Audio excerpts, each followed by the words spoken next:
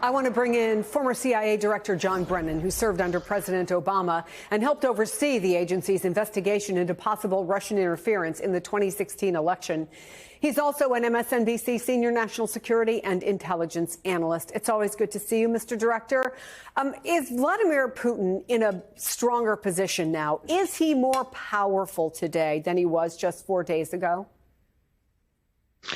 Well, I think Putin certainly senses that Donald Trump is more inclined to support Putin and Russia in this conflict with Ukraine, because as every day that passes, whether it is a U.S. position in the United Nations or the visit of Zelensky to the Oval Office, it's clear that Trump is trying to push Zelensky into becoming as accommodating as possible to the Russian position.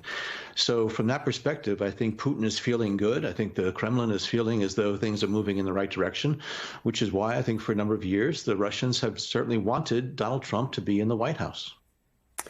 There's been a lot of criticism from Republicans, frankly, of the way that they see, and again, it's exactly what President Trump said, President Zelensky disrespected him and the United States in the Oval Office. I want to play some of what we've been hearing from members of the Trump administration since Friday, including the Director of National Intelligence and the National Security Advisor. He has said that he wants to end this war, but he will only accept an end, apparently, that leads to what he views as Ukraine's victory, even if it comes at an incredibly high cost of potentially World War III or even a nuclear war. If it becomes apparent that President Zelensky's either personal motivations or political motivations are divergent from ending the fighting in his country, then I think we have a real issue on our hands. As a former CIA director, what are the implications of the U.S. and those kinds of officials publicly, openly questioning whether Volodymyr Zelensky actually wants peace? Do you think that there is anything to what they're accusing him of, which is they seem to think he wants this war to go on?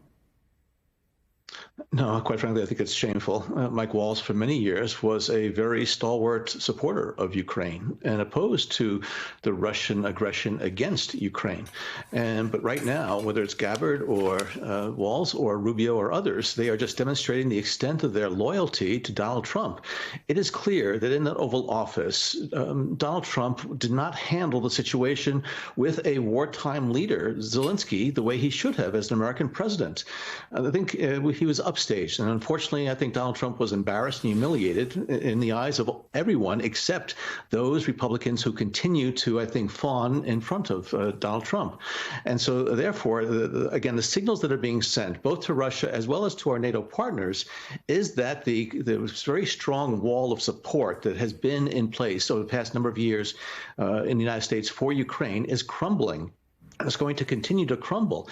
But I really hope that these individuals are going to find their principles in terms of what this means, not just for Ukraine in terms of the future. And what we don't want to do is to see Ukraine surrender and give up all the territory that has been taken by Russia just because Donald Trump wants a deal.